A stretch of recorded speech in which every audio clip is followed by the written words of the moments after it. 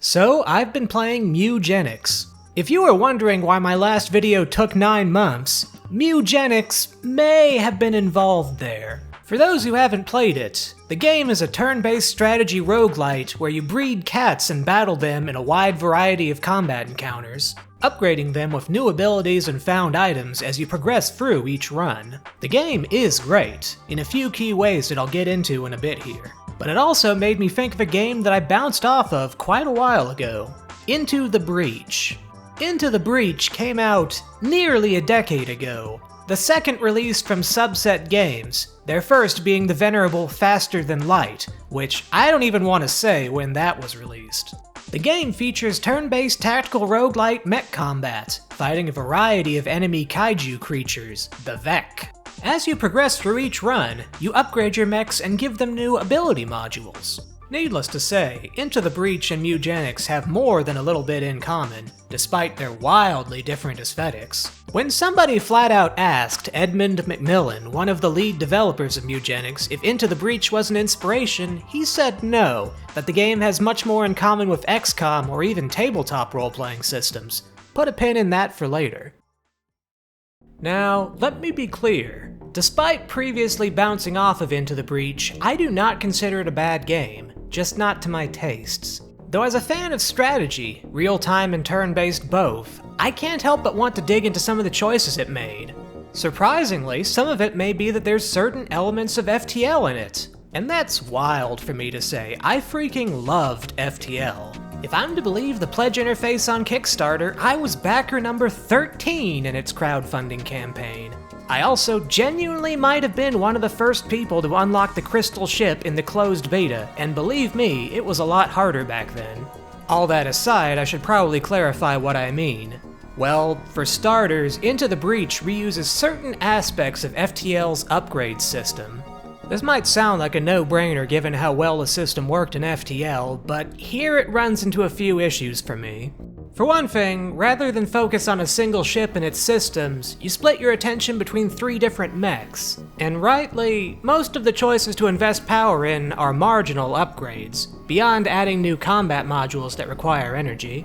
While I can tell the intent is to give the player more flexibility, this feels like a lot. I'm reminded of my first time playing Roller Coaster Tycoon 2 as a kid, opening the shop menu and being briefly overtaken by an intense feeling of analysis paralysis. But unlike Roller Coaster Tycoon 2, the choices in Into the Breach have the distinct impression of having correct answers. It feels solved. Though perhaps Marcel Voss could be said to have solved Roller Coaster Tycoon 2, but that's neither here nor there. By solved, I mean it's clear that you need to focus your upgrades around the synergy your mech squad starts with, predetermining your playstyle unless you luck into a significant new piece of equipment. The most popular Steam community guide for Into the Breach says it best. Your mech's basic attacks and upgrades will act as the backbone of your strategy and probably 90% of your moves. In hindsight, though I loved it dearly, FTL also had this solved feeling at times, with the optimal playstyle for each ship being quite self-evident. Here, that feeling is multiplied. Now, Mewgenics, on the other hand, takes a radically different approach to both setting up your cats and unit progression. You assign the cats you've bred class collars, and when they level up, you pick from either 4 new abilities, stat upgrades, or ability upgrades, depending on the level. The abilities you choose from are pulled from your cat's class pool, as well as a generic ability pool. To say these pools are massive is an understatement, with very little chance of a given single ability showing up. While there are a few ways to re-roll your choices, you generally take what you can get. Perhaps part of why Edmund considers the game XCOM-like is the way you choose abilities, assuming he was thinking of the more recent games in the series. I should say, even the stat upgrades are from a random selection of stats, not the full set. To me, selecting from Mewgenics' random choices is a lot more straightforward and generally a lot more rewarding than the pseudo-flexibility offered by Into the Breach. In choosing, you have to consider your cat's existing abilities and items, thinking through the immediate synergies, and also what kind of synergies you might hope to set up in the future. This is perhaps the clearest case of less is more I could describe in a game's systems. It's exactly the same benefit that Hades got paring down the boon decisions to a discrete 3 relative to the choose-your-own experimental messiness that was Transistor's combat system. Not to belabor the point, but I like this system a lot. While some might decry turning this much of the game over to RNGesus, I think it keeps things fresh far longer. Popping back to Into the Breach, I should say that one of the game's few explicitly random mechanics is the pilot's skills chosen when gaining levels. The skills provide small buffs like a slight increase to movement, HP, a tick of upgrade energy, and so on. Which, now that I'm saying that out loud, it does feel somewhat incongruent with the extremely directed progression of the mech upgrades. Regardless, upgrading and resource management isn't the only campaign decision space I take issue with. While I'm confident the decision as to what island to choose first makes more sense to seasoned veterans who know all the enemies and have a good understanding of the combat scenarios they can expect, it doesn't feel like a good decision when you're still learning the game. I realize this is the definition of a skill issue, but I'm talking about the factors that led to me bouncing off the game here, so I think it's warranted. By contrast, Mewgenics, with its act and chapter structure, introduces the areas in a more gradual, digestible format, particularly in terms of being able to judge the relative difficulty of an area. As you progress through a run of Into the Breach, the game lets you choose to go to the final island after you finish your second. You can also continue to work your way through the third and even fourth islands before going to the final island, but the difficulty will be appreciably scaled up. This can be a complex decision if you're not familiar with how the game's difficulty scaling works or what the final island requires of you and your mechs. It's an uncomfortably squishy decision. I don't like it, personally. It feels quite at odds with the run progression and every other roguelite I've ever played. But let's set aside the progression mechanics. Let's get to the core of it. Let's directly compare one of my most recent Into the Breach runs to one of my most recent Mewgenics runs. I think you'll see what I'm getting at pretty quickly. Seeking a new experience in Into the Breach, I unlocked a squad I hadn't played before, the Bomber Mechs. Notably, you unlock new squads with a currency that you get from completing achievements.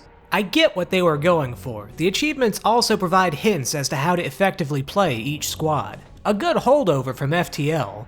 As you've probably put together from all this, I'm not the most experienced at the game, so I kept it on the standard difficulty setting. I'm gonna tell you right now, I make some pretty dumb mistakes in this run, so I'm gonna need you to extend me some grace here if you're a veteran of the game. On the other side of things in Mewgenics, I set up a reasonably straightforward run. Just a simple jaunt through some first chapter areas, as I had a certain plot item that needed to be powered up through multiple runs. Losing the squad would reset it, losing any progress accumulated in the run. However, rather than playing it perfectly safe, I gave a cat the Thief collar, which I, and judging by all the tier lists out there, a lot of other people consider a weaker class. The other 3 cats became a cleric, a fighter, and a hunter. Yes, daring, I know. Notably, as my previous run had ended rather disastrously, I only had what was left in the junk drawer to equip them with. Another good reason for caution. I'll get more into how metaprogression, or the lack thereof, factors into both games later on, as it's a pretty significant difference. On that note, let's really get into the meat of Into the Breach. Why does that sound so dirty when I say it like that? Jeez. Given the relative popularity of both games, I'm going to take a wild guess that you, dear viewer, are likely more familiar with Mewgenics, if not just by reputation. So I'm going to spend a bit more time explaining Into the Breach here. A similarity to Mewgenics you might be considering right off the bat is the tiled map. Though I would caution you not to assign too much to that, as these kind of grid maps are very common in the turn-based tactics genre. So please know Mewgenics stole Into the Breach's grid comments. There is a subtle difference in the grids here I do want to call attention to though. Can you find it? The Into the Breach grid is smaller, 8x8 instead of Mewgenics' 10x10. This is no accident, as Into the Breach is a game supremely focused on positioning in close quarters combat.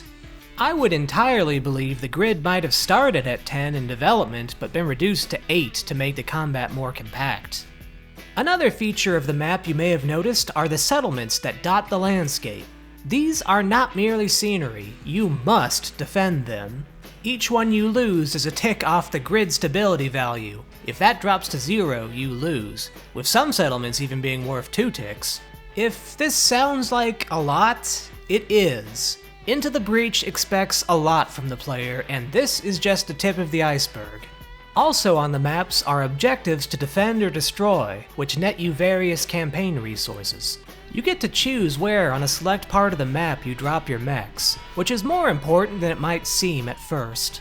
You want to be well positioned to make your first moves. After your mechs drop, the people of the settlements cheer your arrival, and the enemies, the Vec, move to engage you. Here's where the rubber meets the road. You'll note the enemies don't actually inflict damage on anything with this initial move, but you can see exactly where they're going to hit at the start of their next turn. One of the pillars, perhaps the central pillar of Into the Breach, is to prevent them from landing those hits, both by squishing them and juggling them around with your mech's abilities. Their attack facings are set, not changing when you push them around, and with a little finesse, you can often get them to attack each other, which can be very satisfying. All this to say, you have perfect information down to even being able to see the order the enemies attack in, and there is no RNG at play whatsoever in your moves. Speaking of moves, unlike in Mewgenics, which has a turn order based on each entity's speed stat, here you have the flexibility to move and engage with your 3 mechs in any order before the enemy takes their turn. The order of operations here is critical, as your mechs can, and very much will, block and damage each other, or even something as simple as cutting off a potential line of attack with a bad move. Each unit can move and do a single action, or move and heal a tick. This is again quite the contrast of Mewgenics, which has the cats able to perform a standard action, as many spells as they have the mana for, item actions, and weapon actions all within the same turn. As mentioned, the actions you can take in Into the Breach are extremely dependent on the squad you choose. The bomber mechs, for example, start with 3 very different units. The Pierce mech, which fires a shot that pierces the first thing it hits, doing no damage, but moving and damaging the thing behind it. The Bombling mech, which fires walking bombs a fair distance. And finally, the Exchange mech, which can swap 2 entities on the battlefield, very useful for redirecting enemy attacks. If you're really locked into this kind of thing, you might have already realized a synergy here. In this case, that you can use the walking bombs as the first thing the Pierce mech hits to be able to guarantee direct damage to something behind the bomb. While cool, this is also where we get into what I see as a fairly significant limitation of Into the Breach. Each squad's synergy throughout much of your run is predetermined. Recall how I called the game solved earlier? This is what I'm getting at. The playstyle is dictated by your squad choice, and you either execute with it well or you don't. While there are quite a few different squads, to me all the synergies feel synthetic, provided. Worth mentioning is that there is a fully random squad option, but the game's systems don't really lend themselves to this mixing and matching. In fact, the game's wiki itself states that you probably want to, quote, roll until you get a squad similar to one of the stronger pre-made squads for a more powerful start. Yikes. But let's get back to the thick of it. As you dispatch your initial foes, you'll notice more coming out of the ground.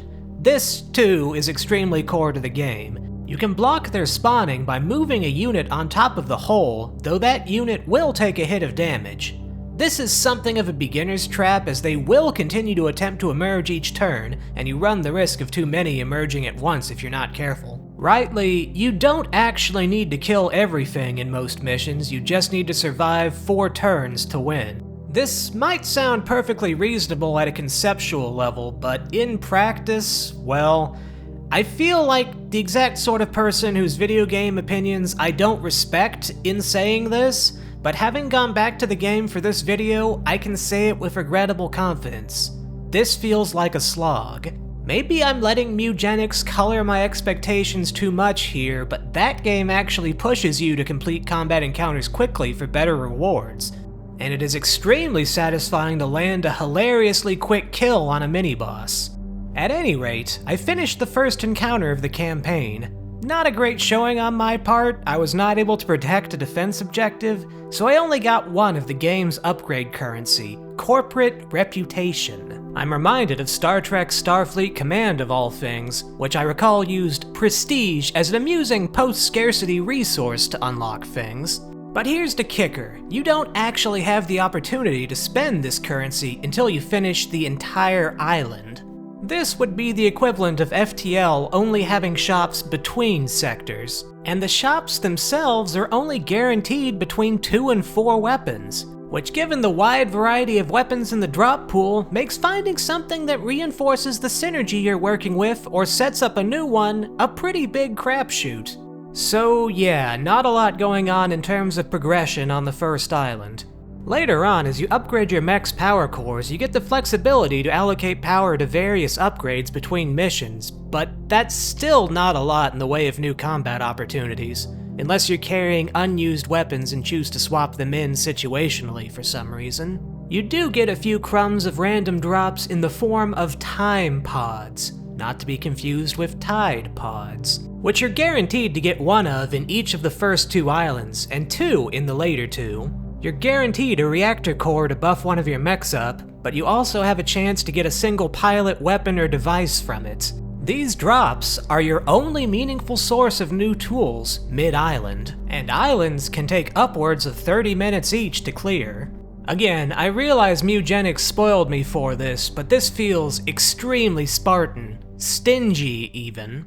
But let's check up on Mewgenics. How did the run's first chapter, The Alley, go? Well, early on, my hunter, Ferg, rolled some interesting options in his level up.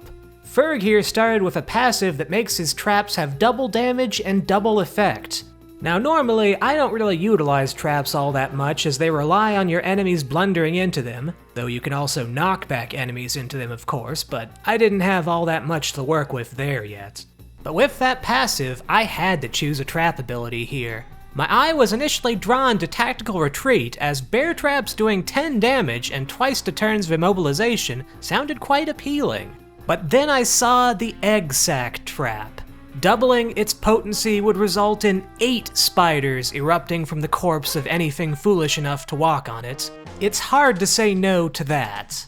This ability wouldn't be particularly useful against bosses because you have to kill something to make use of it, but the novelty of mass spider armies is hard to ignore, particularly if I lucked into the Thou Shalt Not Kill cleric ability later on, which would make anything killing a spider take 10 damage. Sadly, I would not get this ability to trigger in a useful way until the next chapter, so as cool as this was, it may have been the wrong call, but that's okay. Each run can provide satisfying learning experiences like this. But this wasn't the only synergy that presented itself in the alley. It occurred to me that my thief had the Golden Claws passive, which powers up her attack for every coin she collects. This paired beautifully with my cleric's Thou Shalt Not Covet passive, which generates drops every time an enemy is so much as scratched, coins being one of them. In hindsight, I could have pushed the Golden Claws bonus even further had I taken Pickpocket on the thief's level up, which collects coins directly from enemies, but I opted for Stalk, which lets you teleport behind enemies.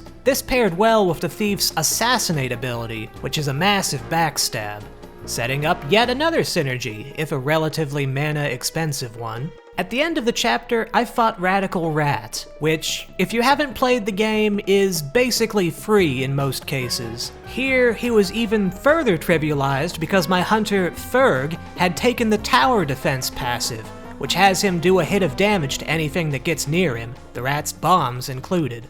A fun layup. This is quite the contrast with how my encounter with the boss of the first island and Into the Breach went. I thought I was being clever trying to sink the Firefly leader by breaking the ice beneath it for an instant kill, but upon breaking the ice, it was fine. Turns out all the boss Vec units have a status designed to prevent this very thing, massive, allowing them to safely walk on water. While Mewgenics also doesn't, as far as I've seen, have the ability to insta-kill via terrain either, I can't help but feel denied. Rationally, it makes perfect sense that you wouldn't be able to quick kill bosses like this. Moreover, would Into the Breach be a better game if this had worked? Probably not. But taken together with everything else the game demands and what little it offers, in the moment it felt actively hostile. Balanced, but hostile. This feeling of hostility did not go away when I opened the shop interface before moving to the next island. 2 weapons on offer.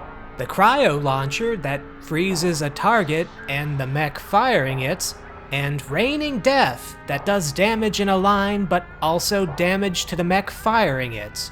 I'm confident I'm going to have somebody with 500 hours in the game chiming in the comments of this video telling me that one of these 2 are secretly the best weapon in the game, but for where I am right now with this run at my current skill level, I'm not feeling great about these choices. Regardless, I take Raining Death, 2 cores, rebuy a bit of grid strength, and press on. It's worth mentioning that if you are able to complete all the objectives of the missions you attempt on each island, you get your choice of some random drops to help your run. Sadly, I did not qualify for this.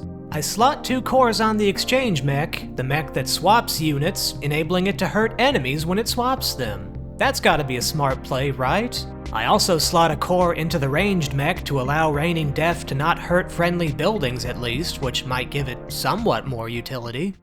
The first encounter of the second island started well enough, even having a friendly artillery piece to assist, but then these things started showing up.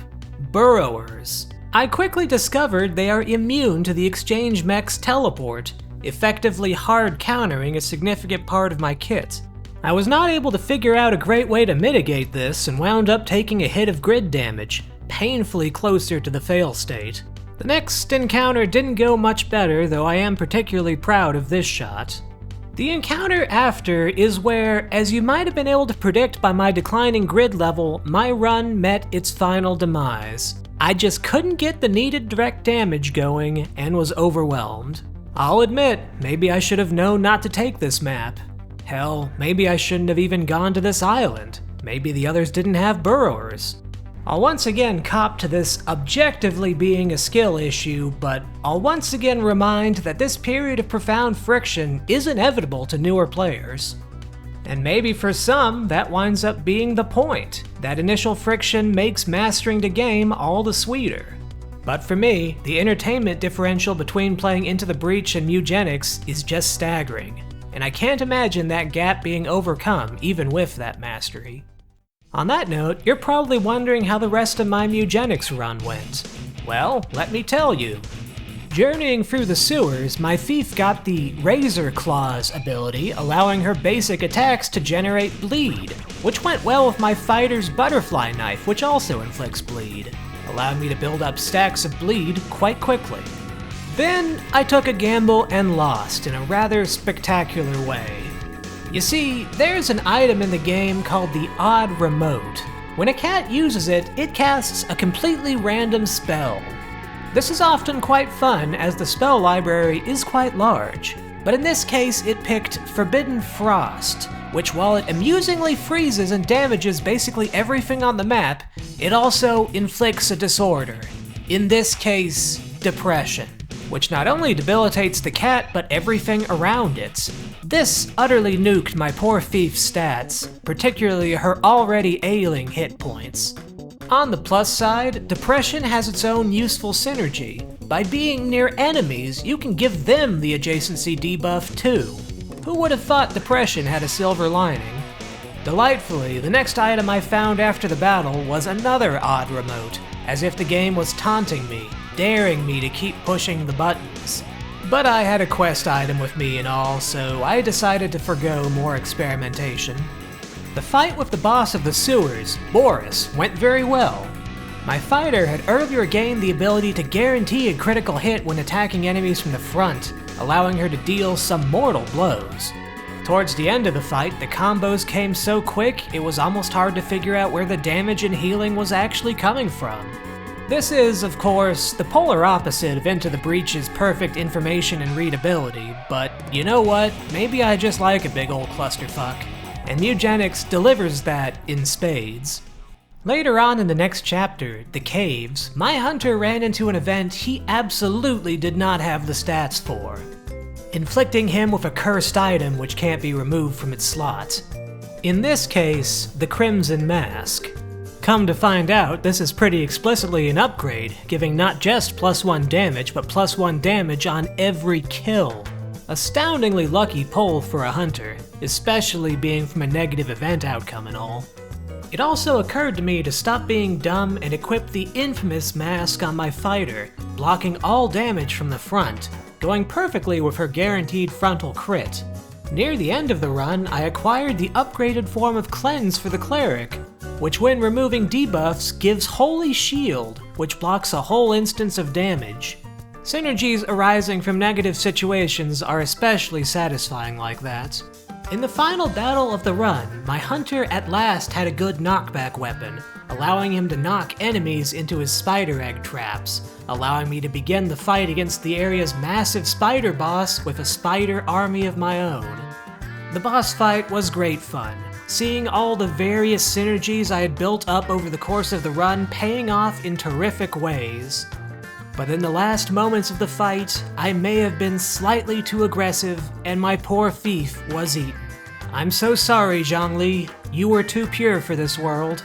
Deciding not to push my luck, I send the cats home to enjoy some well-earned rest. There's a lot of differences between Mewgenics and Into the Breach, but something that occurs to me in this retelling of events is that describing a run of Mewgenics reads as much more of a story than a run of Into the Breach. The kind of story you would tell your friends at the lunchroom table. I had a run where X, Y, and Z happened. It was wild, and so on.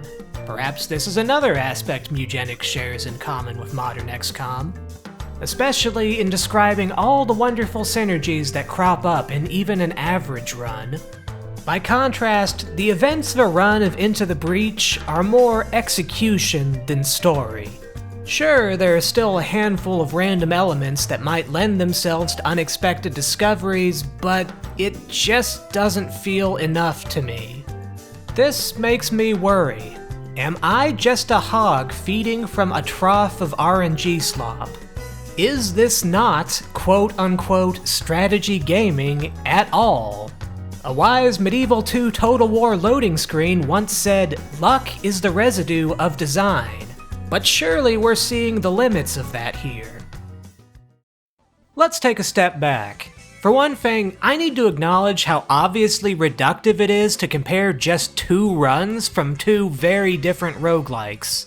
Particularly as, looking back, despite my obvious lack of skill with the newly unlocked squad, I can't help but feel more than a little shafted by what few RNG elements Into the Breach had in that particular run. By contrast, I think I may have had relatively good luck in the Mewgenics run. That aside, I still think the comparison is illustrative of the differences of both games. I think it's pretty clear Into the Breach has significantly fewer random elements than Faster Than Light did. And maybe it's deeply unfair to Into the Breach that I went into it expecting it to be like FTL. If anything, I think a strong argument can be made that the lack of random elements makes the strategy aspect of it purer, even if not more entertaining to me specifically. It's not hard to see how there's a lot of the purity of chess in Into the Breach, and a lot of the randomness of the card game War in Mewgenics. To be clear, Into the Breach has a non-trivial amount of RNG even beyond the drops and shop inventory. The spawning of Vec types, as well as their choice of where to move and what to attack for instance, are good examples of battle-level RNG. Certain maps can have environmental effects that trigger on random tiles. Though notably, despite what you might have expected, all of the battle maps themselves were handcrafted by the developer, and are not randomly generated. The same is also true for Mewgenics, if you didn't know. But yeah, there's no randomness in Into the Breach's combat in terms of stuff like shots missing, damage ranges, or critical hits. Except one carve-out. Perplexingly, there is a small chance for structures to resist damage, which increases with your grid power level. In this case, luck really is the residue of design. If you think about it, this is the opposite of a catch-up mechanic, giving you more of a bonus if you're already doing well, much like the bonus reward for completing an island perfectly. One of the developers of the original Civilization famously said that, given the opportunity, players will optimize the fun out of a game. Into the Breach targets that level of optimization in its standard gameplay. Maybe my preference for Mewgenics RNG reveals me to be more of a degenerate gambler than I'd like to admit. Come to think of it, when I play Hearthstone, I generally play a mage deck with as many random elements as possible, so maybe it is genuinely too late for me. Regardless, I'm deeply curious what you think of the role of RNG here. Does turning over too much of a strategy game to RNGesus render it no longer meaningfully a strategy game? Does not turning over enough render it quickly solved and inert? Please tell me in the comments because I'm still wrestling with it myself. But let's move on to something a little easier to define. We should probably talk about the baseline difficulty of both games. While both games provide ways to significantly increase the difficulty floors for normal gameplay are very different. And I realize in saying this, I don't have anywhere near as many hours in Into the Breach as I do in Mewgenics, but I still think I have more than enough grounds to recognize the very clear difference in both the outright difficulty of both games, and in how much easier one of them is to pick up and play as a new player than the other. Sure, Mewgenics is almost comedically cruel at times, with its ability to randomly inflict disorders and other nasty business, but Into the Breach punishes mistakes far, far more. The margin for error is minuscule, with any single given encounter always a few misplays from disaster. Your mech's hit points are low, the structures you need to defend are scattered all over the map, and sometimes you just flat out show up to a gunfight with a knife. I don't think it's unreasonable to assume the average run for a new player ends in a clear defeat most of the time. Into the Breach is not entirely without mercy though. Unlike a lot of games, Mewgenics included, you have the ability to roll back to the beginning of your turn exactly once per mission, or twice with a certain pilot. This is a good way to negate a clear misplay, but it can't make up for a structural skill deficit. Having said all this, I can't help but wonder what the game's attrition rate looks like. If it is higher than usual, that certainly doesn't show in the game's reviews, although I do feel somewhat vindicated that the handful of negative reviews echo more than a few of the points I've brought up. Perhaps those filtered by the difficulty came to roughly the same conclusion I did, that the game is quality, but that they just weren't into it enough to really get in there and learn its systems. Either way, Into the Breach might be the first strategy game I've ever played that can be accurately described as brutalist. A solid wall of concrete that you're meant to break through, relative to Mewgenics' more traditional difficulty curve. Even as I force myself to play more and more runs for this video, I can't help but be frustrated as my runs die in the volcano, the game's punishing final level. Maybe I should swallow my pride and play on easy until I have a better handle on things, but I can't help but think I would be missing the intended experience. Of which, losing many, many runs is assuredly part of. And when each island takes well over 30 minutes each, well, that's a pretty big ask. Another massive difference between Mewgenics and Into the Breach is the metaprogression, or in Into the Breach's case, the lack thereof. As I mentioned before, you unlock different starts and with them different delivered synergies. Something else you unlock through the course of the game are pilots, which give you another precious potential synergy angle to work with, but that's pretty much it. I can tell the main thing that's supposed to keep you playing is trying to get all the squad achievements and beating the game with each squad on 2, 3, and even 4 island victories. Your progression largely being measured by these achievements and medals. Into the Breach does have a slight carryover mechanic where one pilot can be sent into your next run, which can be beneficial if they received good skills on their level ups, but that's pretty much it in terms of meta progression. Mewgenics, on the other hand, well, Mewgenics is arguably defined by its meta progression, as you selectively breed your cats to try to pass down beneficial mutations and abilities. You even generally get to reuse a good bit of gear from your previous runs, though you don't get to send a cat adventuring more than once. There's also side quests that grant you items which change up the runs considerably, granting a lot of money when accomplished, which you can spend on home furnishings, critical for meta progression. Completing acts with each class unlocks powerful new abilities in the pools. Kittens and retired cats themselves are currencies of a sort for further progression still. What actually happens to these cats? Decent people shouldn't think too much about that. Of course, progression generally requires you to complete your runs. If a run goes south, it will still feel like a kick in the teeth, but I would argue it's still a lot less frustrating than investing hours with nothing to show for it. Which is something of an inevitable consequence of Into the Breach's design. Mewgenics also has the advantage of story content, and as nonsensical as it is, there's more than enough to give the game texture, whereas Into the Breach is just insanely dry by contrast. You squish bugs for 4 different corporate CEOs. That sounds like slander, but that really is it. You don't even get much in the way of context as to where you're deploying your mechs from, just a few offhand text blurbs now and again. Maybe I'm foolish for wanting to know how they eat and breathe and other science facts, but I can't help but feel FTL had a lot more character. The stories of various species told in the many events you encounter. Into the Breach doesn't really have that, it just has combat. Feels like a missed opportunity to me, as I can sense a story here begging to break out, but the game just didn't provide it. At any rate, those were all the main points I wanted to cover. Looking back on this entire endeavor though, I can't help but second guess myself in even comparing them. Despite being the same genre, the games are clearly targeting extremely different audiences, like comparing fencing to a water balloon fight.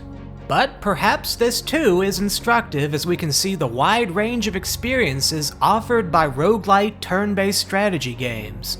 I also learned more about my own tastes, it goes without saying, and perhaps my tastes themselves have changed since I was able to pour hundreds of hours into FTL back in the day. Eventually, I might give Into the Breach another shot. I feel like I owe it that much. It doesn't escape me that playing a game with the intent to make content about it has a way of twisting the experience. I don't think there's necessarily something amazing waiting for me at the 100-hour mark, but it's still a deeply interesting game in terms of the idiosyncratic choices it made. As for Mewgenics, well, despite all outward appearances, Mewgenics is a game that deeply wants you to have a good time. And I'm quite confident I'll continue to do so as I explore the delightfully ridiculous aspects of its combat sandbox.